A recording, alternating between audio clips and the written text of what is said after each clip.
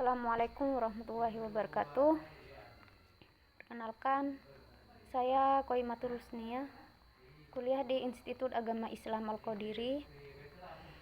Di video kali ini, saya akan membahas tentang materi mata kuliah perbandingan pendidikan. Sekilas, dalam perbandingan pendidikan, ada dua macam istilah biasanya digunakan dalam pengertian yang sama, yaitu perbandingan pendidikan atau pendidikan perbandingan.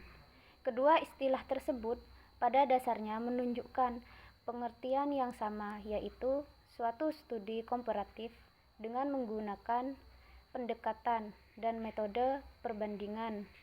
Artinya, dengan studi perbandingan tersebut, kita bisa membandingkan beberapa konsep, teori atau sistem, dan praktek pendidikan satu sama lainnya.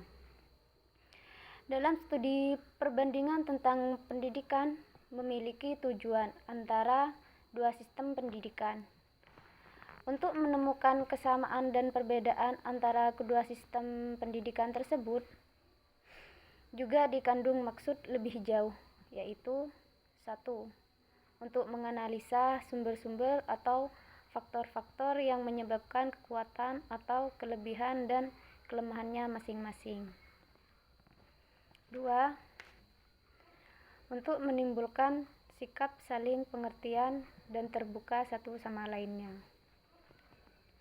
Yang ketiga, yang pada akhirnya akan terjalin saling kerjasama satu sama lain untuk mengembangkan sistem pendidikan masing-masing dan saling membantu dalam memecahkan permasalahan pendidikan yang dihadapi masing-masing bangsa atau negara.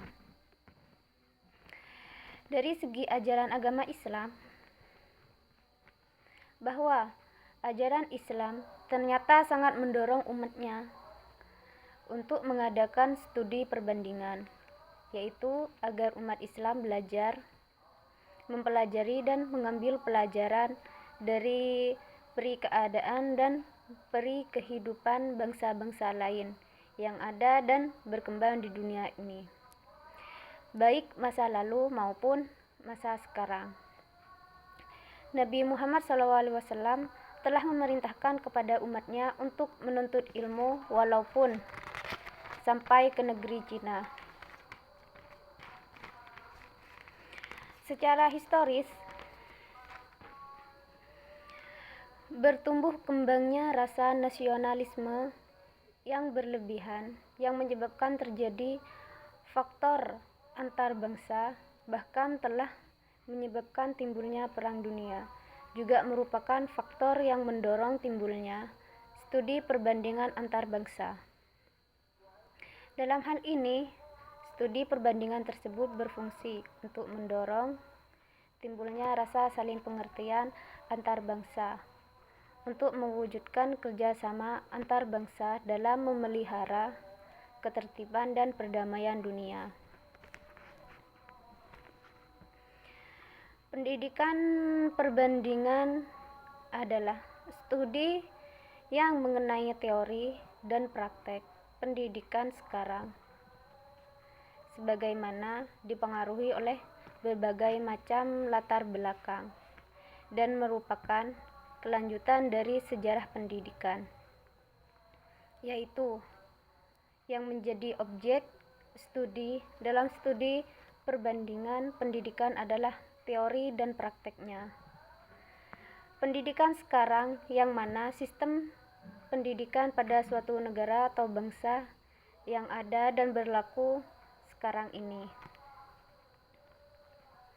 Yang kedua, sistem pendidikan yang ada pada suatu negara atau bangsa tersebut telah tumbuh dan berkembang serta dipengaruhi oleh bermacam-macam latar belakang, misalnya faktor sosial, politik, ekonomi, agama, dan sebagainya.